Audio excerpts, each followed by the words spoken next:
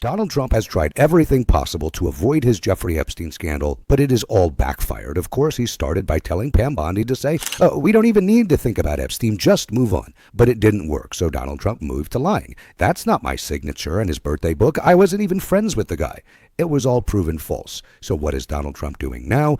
Quite literally running away on a state visit to the UK, where his Epstein scandal has not only followed him, but blown up in his face in the worst and biggest way yet. We are going to get into it all, but before we do, if I could quickly ask you to leave a like on this video, and if you haven't already and you enjoy our channel, to hit that subscribe button, because it goes a long way in supporting our work. Now, before we get into how Donald Trump's state visit has backfired so badly and why he is being rushed away, I want to start with the latest updates on how Donald Trump's Jeffrey Epstein scandal is being brought into new light. And that happened today with Adam Schiff and, of course, Kash Patel, who has screwed himself, and Schiff talked more about it right here. Well, clearly I struck a nerve. I think he realized just how absurd the idea is that, Todd Blanche, the president's former criminal defense lawyer, our current deputy attorney general, meets with this sex offender, the most important witness in the Jeffrey Epstein case, and then is suddenly transferred to a minimum security prison not suitable for a sex offender like her. And we're supposed to believe the administration had nothing to do with that. It's preposterous. So I think it was a combination of realizing that what he said was just stupid and not credible, but also he's at risk of losing his job. And he thinks by attacking me, by attacking Cory Booker, by attacking Democrats, maybe he can salvage his job. But, my feeling is, look, if he continues to be so incompetent, if he continues to say in a high-profile, horrible assassination case that the subject is in custody when the shooter is not in custody, he continues to embarrass the FBI and the president, he's not going to last long in that job, no matter how much he attacks me or anyone else.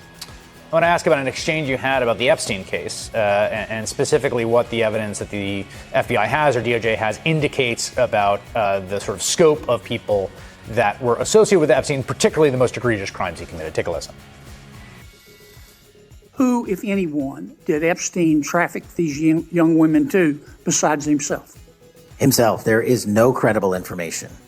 None. If there were, I would bring the case yesterday that he trafficked to other individuals. Is it your testimony today that in all the Epstein files, that Jeffrey Epstein trafficked no one to anyone but himself? Is that your testimony, Mr. I never said Jeffrey Epstein did traffic anyone else. You're telling the American people today that the Epstein list is a single name and it's Jeffrey Epstein.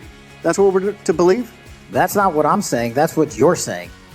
Now, I will admit to being confused because I watched a bunch of the hearing. I was looking back over the transcripts. He seemed to answer that to Senator Kennedy. I mean, again, I'm not saying I don't know the truth here, to be honest. I don't necessarily believe that Kash Patel's a credible messenger, but maybe that is the case. But he seemed to answer yes to Senator Kennedy and not to you, and then get mad at you and said the same. So do you understand what his testimony was today? His testimony was, and it was hard to understand because it was so far-fetched, that Jeffrey Epstein only trafficked women to himself, not to anyone else. Basically, the client list, this celebrated Epstein list, only has one name on it, and it's Jeffrey Epstein. That was the import of his testimony. I was struck by it. I think Senator Kennedy and others were struck by it. Of course, there's no one who's, I think, going to be more struck by it than the victims of Jeffrey Epstein's trafficking. But apparently, Kash Patel and the FBI now want the American people and Trump's own base to believe, hey, there's only one name on Epstein's list, and that's Jeffrey Epstein. I would not be surprised to see Donald Trump over the next 48 hours, or maybe when he gets back from a visit, which you will see has already gone so poorly, to maybe throw Kash Patel's head on the chopping block, not only because he is one of the most incompetent, I don't want to say most because we still have Pete Hegseth around Tulsi Gabbard, but we can never forget about RFK Jr. All of these dumbasses in the administration somehow pale in comparison to the last week of idiocy from Kash Patel. It is just disgusting to see the actions from this administration. People who want to force us to care about Charlie Kirk but can't care enough to actually do their jobs. It's idiotic. It is ridiculous. It is embarrassing, but not as embarrassing as what just happened to Donald Trump in the UK. He didn't like it a lot. He was rushed over there to avoid Epstein. I'm sure he's going to be rushed away from this too. Brits welcome Trump with Epstein video on his royal lodging. Jeffrey Epstein's shadow has followed Donald Trump to his royal lodging across the pond. Just as the president arrived for his state visit to the UK, protesters projected massive images of Trump alongside Jeffrey Epstein on the walls of Windsor Castle. It comes just hours after Trump boasted about being invited to stay at what he called the ultimate castle. A reel including several infamous images of Donald Trump and Jeffrey Epstein, as well as a copy of the lewd birthday letter Trump allegedly sent the disgraced financier, were projected by protesters reportedly led by the group led by donkeys. Thames Valley police arrested 4 people in connection with the stunt on suspicion of malice communication, CNN reported. The Trump-Epstein projection follows similar stunts from the previous day when protesters unfurled a huge banner of the pair over the Long Walk at Windsor Castle. The Daily Beast has reached out to the White House for comment on the projection and the other protests surrounding the president's visit. Roughly 70 protesters, organized by the Stop Trump Coalition, gathered outside Windsor Castle to demonstrate against Trump. Earlier on Tuesday, The Guardian reported they chanted, "Trump out," and "Say it loud, say it clear, Donald Trump not welcome here," according to the outlet. Trump is making history as the first U.S. president to get a second state visit to the U.K., but he has seemed to be more focused on his lodging, portraying his stay at the castle on Wednesday as historic. He is spending the first night at Winfield House, the U.S. ambassador's official residence in London, before heading to Windsor Castle on Wednesday. This is just too delicious. It's exactly what we need right now. I've been having just one hell of a day, and I can't tell you the smile that this brought to my face, thinking of Donald Trump so excited to stay at Little Donnie's castle, and it's all ruined, and he leaves the U.S. just as Kash Patel is getting skewered in front of Congress, and now he has to literally, physically confront the reality of Epstein one more time. I'm sure it's driving him crazy, but I think this is more important than just the Epstein protest and getting Donald Trump upset. It represents what we need now more than ever in this country, which is peaceful protest. People exercising their First Amendment rights. What this administration claimed that Charlie Kirk was all about, that's not true. Charlie Kirk didn't actually care about free speech. He just wanted to attack the intelligence of black women for profit. That's what Charlie Kirk really cared about. He wasn't some champion of civil rights. But what this administration is doing right now is cracking down on the same First Amendment rights they claim to protect. It's just not the case that they actually care. They will jail you for speaking ill of Charlie Kirk, even when speaking ill literally just means posting his own words. I cannot tell you how many people have been fired from their jobs from taking a picture of things Charlie Kirk said and resharing it. You don't need context for that. If you think that sharing Charlie Kirk's own words is so bad, then doesn't that tell you what a fucking piece of shit he was? Isn't that all you need to know about Charlie Kirk? If you can get so angry at just having his words presented to you that you have to fire someone, that Pete Hegseth and Donald Trump want to go after those people, it is moronic that they think this was some bastion of freedom and liberty and righteousness. It's just not true. I will not let this story be rewritten. I will not let the truth be changed. We need to speak louder, no matter how hard this administration tries to crack down on our speech. And someone who is more outspoken than anyone else, I am so glad that they are, Jasmine Crockett, had just that to say. We know that the shooter that was in Colorado, where children were shot on the same day as Mr. Kirk, yet no one wants to talk about it, was also posting some very concerning things online, to the extent that the FBI had been alarmed about his activity, and ultimately he carried it out. The Minnesota shooter was posting online for 30 days, and people saw what he was doing, and then he did it. Maybe we should focus on policing the speech that is more than just speech, but it is leading to actual deaths, instead of just looking at what hurts the feelings of conservatives.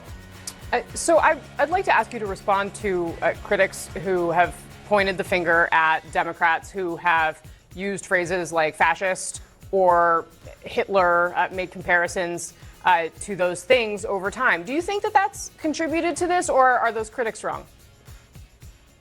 They're absolutely wrong. Here's the reality. They don't want American people to know any forms of history. We know that there was news out today about the president going after yet more historical information. The reality is that when we look at what is taking place, when you look at an authoritarian, and what they do is they try to basically say, you have to do whatever the government says, even if that means that your personal freedoms are going to be subjected to whatever we say, whether it's right or wrong. Right now, our personal freedoms are constantly under attack. Your first question was specifically about our First Amendment rights. Right now, it is about doing whatever the man who currently occupies the White House wants done. there should not be anyone that faces consequences because they actually know history and they are trying to prevent even more disaster and harm from coming to the American people. What crosses the line is when you say things, especially on air, like, yes, euthanize homeless people. That is a problem. Or when you're having a rally and you start talking about beating up people and causing physical harm. Or when you joke about what happened to Mr. Pelosi when he was attacked. Or when you decide that there are over 1,500 people that were charged and convicted, whether it was in a trial or they signed plea agreements after beating law enforcement and tearing apart our Capitol, and you decide to let them go free. It seems like violence is okay if it is only because the man that is currently serving in the White House asked for it, even when we look at ICE officers and what they are doing to those that are accused of violating our law. That is what they think violence is okay for. But then when it ends up happening and it comes back on the other side, they claim that it's because of the Democrats and them using words like fascist. Congresswoman, we've heard the president say that he basically thinks that the political violence problem on the left is worse than the political violence problem on the right. Do you think the political violence problem on the right is worse than what it is on the left? I think it's a false comparison in the first place. And I think we should have a leader that is responsible enough to denounce political violence, period. We need to be loud in this moment for so many reasons, and I'm glad that we have Congresswoman Crockett leading that charge. We are going to continue to model how she fights back on this show, and if you want to support that, as always, you can hit that subscribe button, leave a like on this video, and if you stuck around at the end, drop a blue heart in the comments. And if you want a little bit of hope, I had a very fun interview that you can watch right here with Governor Wes Moore. We had a blast. It was a good time just throwing the football around. You can see my spiral. And as always, keep on fighting. We're not going to let them silence us. And until next time, I'll see you soon.